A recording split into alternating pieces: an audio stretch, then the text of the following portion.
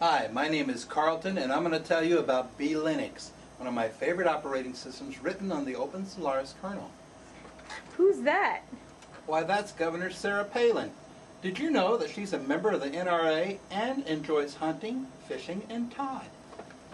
Now, BeleniX is a pretty good operating system. It's written in India by Indians that work for Sun, and you can get it in two places. You can go to Open Solaris, go to Downloads, and then you come down here and there's BeleniX right there. Or you can go to the BeleniX website and download it. I would suggest that you download the CD so you can run it off an ISO image as opposed to the DVD, which is kind of big. Now, when you burn a CD, which I've already done, all you got to do is pop it in and turn your computer on and it'll boot up. It's going to load into the RAM because it's an ISO image and run right off the RAM. While that's loading up, which it's doing right now, I'm going to point out something over here. I have a friend, and her name is Jenny Myers, and she has a ministry, and it's called Oil of Joy. And what she does is that ministry provides for orphans over in India, and she feeds them and houses them and all kinds of things of that nature. It's oilofjoyministries.com, and I would encourage you, if you're up to it, to contribute to it and help them out, especially when they've had all these monsoons and the flooding and all things of that nature. And so I wanted to point her out. I've known her for years, and she's straight up and trustworthy. So BeleniX is coming on here, and it's ready to pick. We're going to go 32-bit. That's all you can get in it right now. And it says Innovating on Open Solaris, and that's because it's written by Sun Techs over in India. And a couple pointers I'm going to tell you why we're waiting for it here to do its thing, and it's doing it right now, is when you're writing passwords, for example, if you're using Windows, you want to have at least a 16-digit password. Because Windows writes down all the passwords until they're over 16 digits, and it just puts in a null character. So that will keep your password secure. Also, you might want to start using the additive angle on your number ones. That's that little roof thing.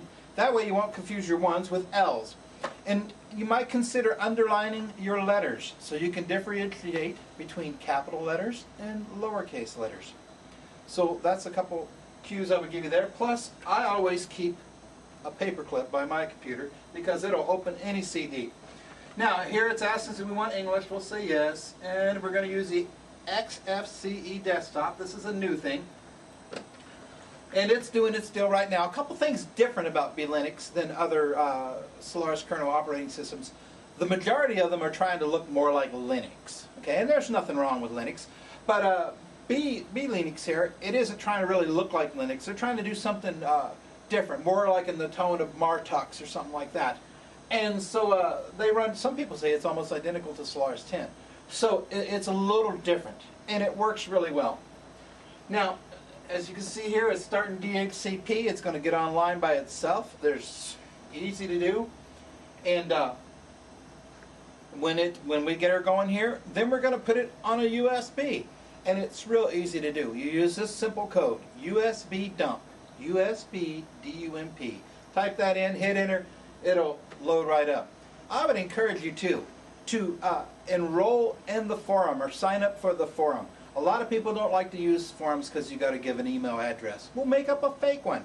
But the forums here are really good. Now I do a lot of forums, and the Open Solaris forum, it's a good forum, but I will ask one question and get 100 answers.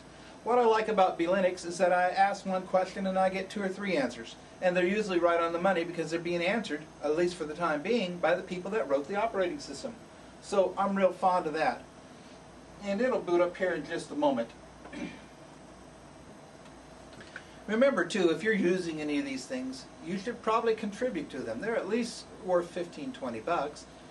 And anytime that you're down burning a CD or you're burning a floppy, try to use new, because if you use a rewritable CD or an old floppy, it might not come out right, and that's going to disappoint you greatly, and you'll be thinking the problem's something else other than it is. So it looks like the XFCE video screen here is going to pop right up. Incidentally, I'm running this on a HP Compact NX 9600. It's a pretty good box.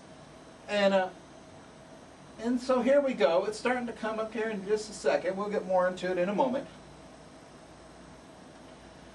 Now, if you go online, you can read all kinds of documentation too. It used to be there wasn't a lot of documentation for stuff.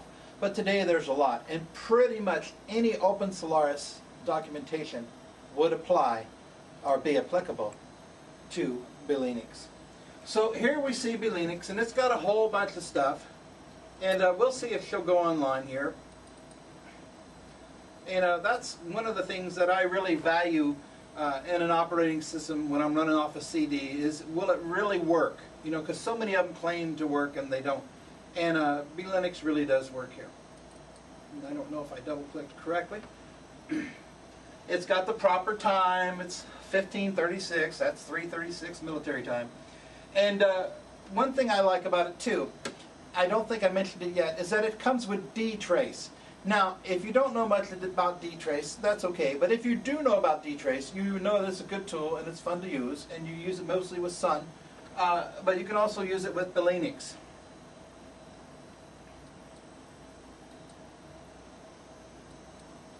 So here we're going to see how the, there's Firefox. But remember, this could always be in the cache.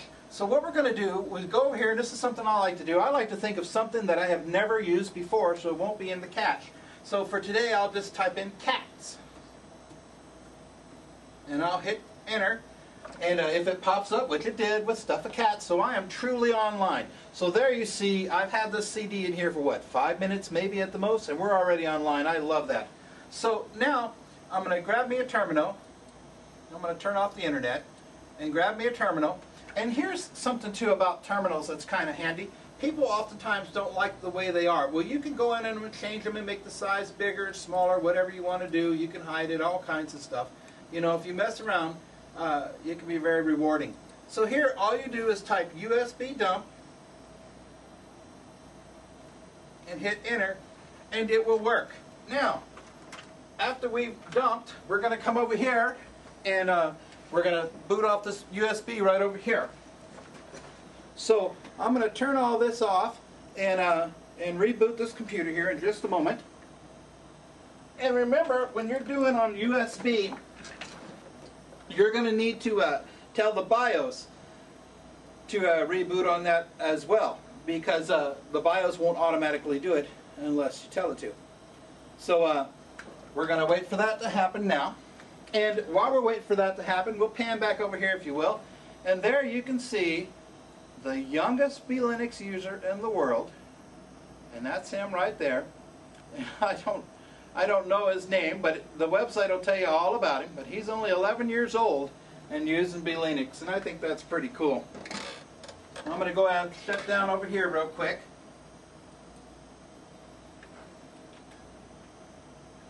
So now I'm going to go down here and I'm going to go to my USB device, and it's going to boot right off the floppy, or the USB device. And there we go. So we booted right off the USB device using BeleniX, and that's BeleniX.